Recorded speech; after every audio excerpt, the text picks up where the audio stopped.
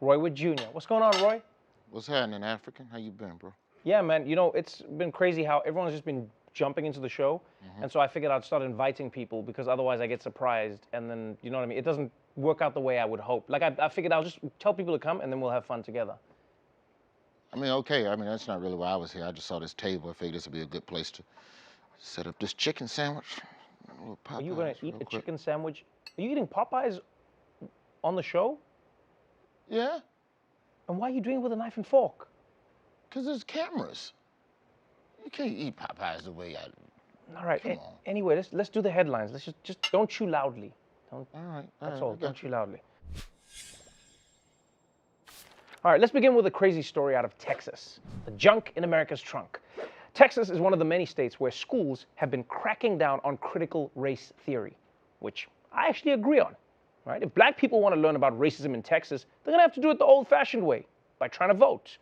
Now, just so you understand, Texas lawmakers were against the idea of teachers telling students that America's institutions are founded on white supremacy.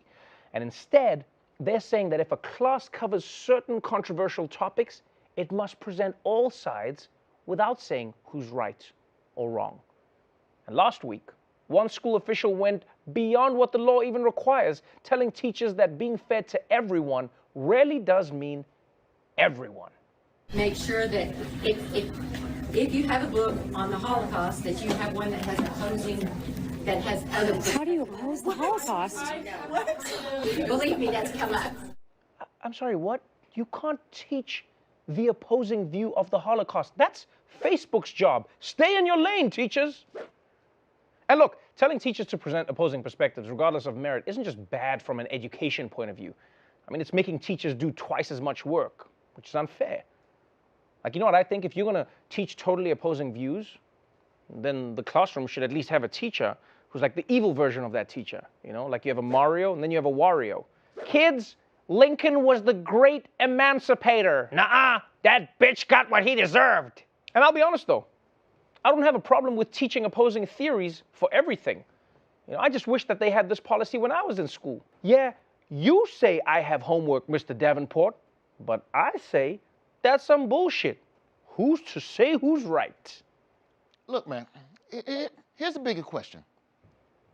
Why do we have to keep Texas as a state?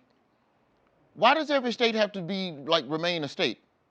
We should be able to re-vote on Texas the same way you're trying to vote. Just trade out Texas, give us Puerto Rico. You don't even have to change the flag.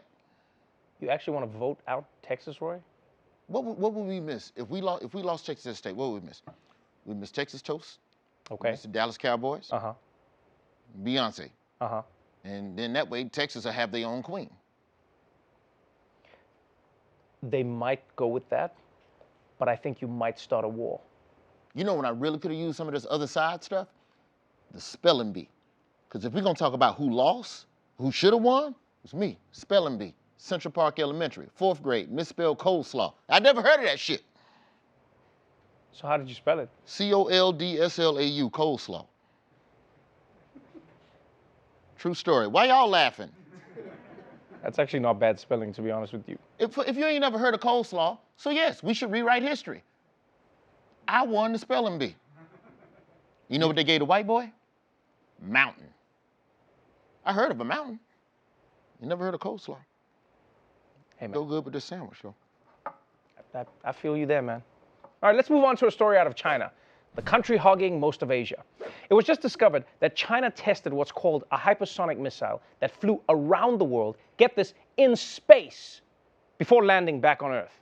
Yeah, around the world in less than a day, by the way, which means China has invented Santa Claus technology in real life. And experts were shocked about this because one US intelligence official said, quote, "We have no idea how they did this," which is not something you want to hear from intelligence officials. I mean, at the very least, they should have just pretended that they weren't caught unawares. Yeah, we totally know how this happened, but why don't you tell us first? Well, how do you think it happened? Why don't you tell us, please? But yeah, this is definitely another step in the global militarization of space. And personally, I don't know why America doesn't start some sort of space military. What's that? It did. Oh, and I said it was going to be as effective as Mike Pence at an orgy. Oh, that doesn't sound like me. Now, the good news is that the missile test wasn't perfect. It actually missed its target by 24 miles, which is not great for a missile. I mean, speed is important, but so is accuracy. You know, Usain Bolt wouldn't have won many medals if every time the race started, he just sprinted into the stands. But this has people concerned, especially about China's growing military capabilities. And the truth is, if you ask China about it, they don't seem to want us to worry at all. China's foreign minister says the launch back in August involved a spacecraft, not a missile, and says it's nothing more than a routine test to see if that spacecraft could be reused. Just a spacecraft? I don't know, guys. The last time China said it was just allergies, and look at what happened. And by the way, even if it is just a spacecraft, what difference is that going to make? Because if a spacecraft crashes into my house, I'm not going to be like, well, at least it wasn't a missile. I mean, I'm still dead, but I feel better. I feel way better. Who is responsible for checking up on China?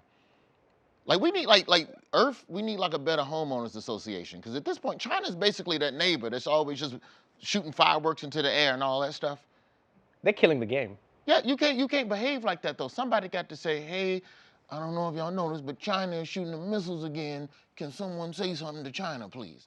The other issue with this missile shit, you just can't be shooting. Why are you shooting missiles into space? What if it don't come back? And then the aliens think we busting at them. And you think when the aliens come back, they're gonna go, which one of you countries shot at us? No, everybody did. Because the crazy neighbor shot a bullet somewhere. You wanna shoot a bullet? You test a missile, shoot a missile into the ocean. That's where you shoot a missile. We know it's in the ocean. Godzilla, Mothra, and them two sharks that LL Cool J was fighting. So you know. All right, our final story is from New Zealand, aka Wakanda for white people. There is so much to love about the country. I mean, it's got natural beauty, it's got its ancient culture, and how its flag looks like it's on a Zoom call with Britain's flag. But what I love is how quirky New Zealand can be. For instance, for more than 20 years now, the city of Christchurch has had an official wizard. It's completely true. And this guy actually has been paid around 11,000 US dollars a year to be the official wizard of Christchurch, which is a weird salary when you think about it, right? I mean, $11,000 is way too high for a guy who's not really a wizard, but it's also way too low for a real wizard. I mean, if a guy can turn me into a frog, he can name his price. But now, Christchurch is saying the wizard no longer fits the city's modern image, and they are going to let him go. And this wizard is definitely not happy about this right now because he's had this job for so long. And as he's made clear a little while ago, he definitely deserves it. I'm the only wizard in the world that has any reason to be called a wizard. And that I'm trained at university, appointed by a Vice-Chancellor, and since 1990, appointed by the government of New Zealand as an official wizard. So I'm a real wizard and not some idiot wearing a hat because he's a hippie and take too many drugs. Okay, like, to be honest, I feel like this whole thing would be less weird if this guy was on drugs. I mean, I get that he doesn't want to be associated with people who drop too much acid, but at least they have an excuse.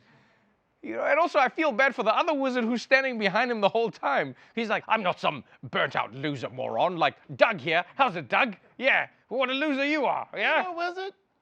That bitch ain't a wizard. What do you mean he's not a wizard? If he was a wizard, his first spell would be a pay raise.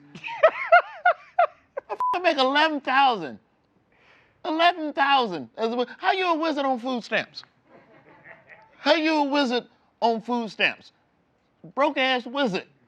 Maybe wizards don't need much Just money. a broke ass wizard. You went to wizard school and now you got all them student loans. That's why Harry Potter had to make 8 movies.